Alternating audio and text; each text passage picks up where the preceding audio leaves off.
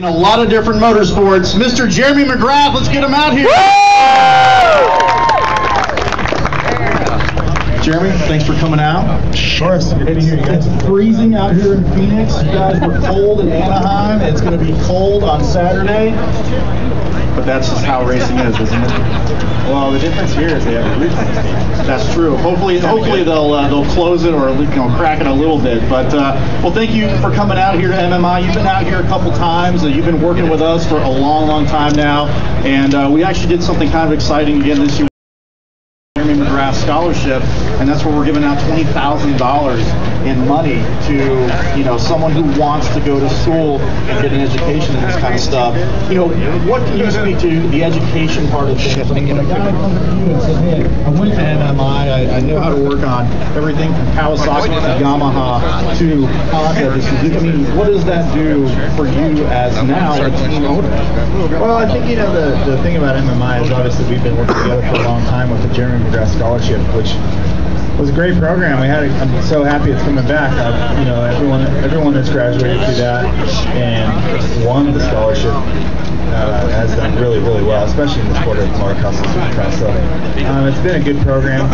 Jocelyn's a big part of that. Obviously, Terry's a big part of that. MMI's been phenomenal. So it just makes sense that we connect with the team thing. So I think obviously with the guys that go to school here, it kind of gives you automatic street cred. There's no, obviously there's some stuff you got to learn, but you don't have to go through the whole race to kind of skip some of the levels. So it's an important thing, and especially relative to what we do in supercross and motocross. Absolutely. Now, obviously you've been riding for many years, and now you're on a different side of things. There's different pressures, other than from being a rider to now being a team owner. Can you kind of explain the difference between the two? Like, what were you feeling as a rider, pressure-wise, and now what do you feel as a team owner? Well, I can tell you this, it's a lot easier, I think, to be a rider. Team owning's been a different experience for us in many ways. It's been really tough. It's a tough struggle out there. We have a good group of guys, and we've been pushing hard to keep this thing going good and going great, and having a great guy like Andrew and doing well helps things for sure. But it's totally two different things. I mean, in the business world, I'm a lot more responsible for more guys over there instead of being just responsible for myself when it comes to the riding. So it's a learning curve. It's a different experience, something I'm not entirely used to because I've been a sort of an athlete my whole life, and so I'll just have to let you know how that goes. And you still got the adrenaline going as a racer as well. I mean, you're doing the Lucas Oil Off-Road Series. Tell us how that's going a little bit. Yeah, it's good. I still get a chance to race. I get to race the Lucas Oil Series. It's been really fun. It's a struggle out there too. It's tough. You don't get a lot of practice time, so it's not like you can load up your motorcycle and go practice and get as many hours as you want out there. It costs a lot of money to go practice and own all that stuff and go race. So, of course, I don't get out as much as I'd like to because I want to be better instantly as fast as I can. And on bikes, if you can kind of load up and go out and practice and put in the time. But the good thing is I still get a chance to go out and race, protected obviously by the roll cage, which is nice. Also, I get out on my bike a lot. I still do a lot of testing for Honda.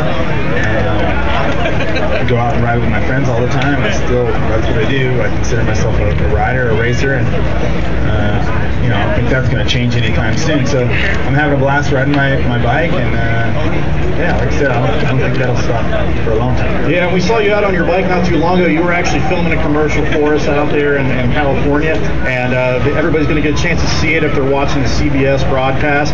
Jeremy and the team, Andrew, some of the technicians, they were all featured in the commercial, and we were really excited to have you guys do that for us.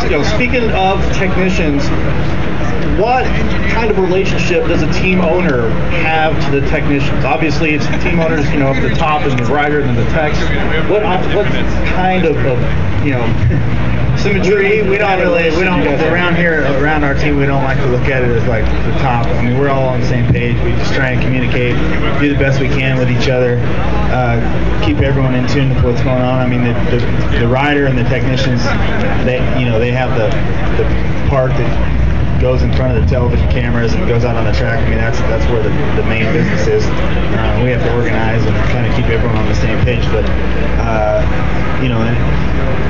each and every person has their own responsibilities, of course. And I still look at it through rider's eyes. So in my situation, I look at it as trying to take care of Andrew and take care of the mechanics. And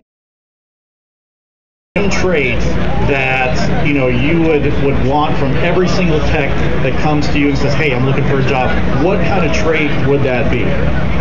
Well, I think you have to have, first of all, you have to have passion for it, and I think all you guys that are here have passion for motorcycles, and that's why you're here. So I think it starts with that. It's a lot easier to be successful when you have passion for something rather than looking at it as a job.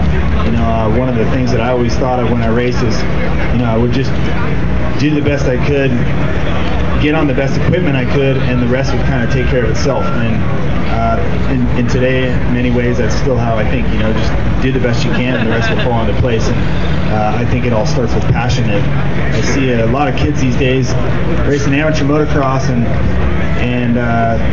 it's kind of weird. Some of the parents are kind of looking for that payday at the end of their amateur career, and it's really those are the kids that won't last. To me, those are the kids that. The kid has to want it more than the parents, and the people have to want it just as bad. And I think passion is one of those keys. Got to do it for the love more than the paycheck, right? It's never going to make it. Yeah, because you guys all know we've all worked for free before. That's right. That's right. Well, guys, what we're going to do, I'm going to take just a couple of the questions from the crowd, maybe like 2 or 3 for Jeremy. If you guys have some questions, just raise your hand.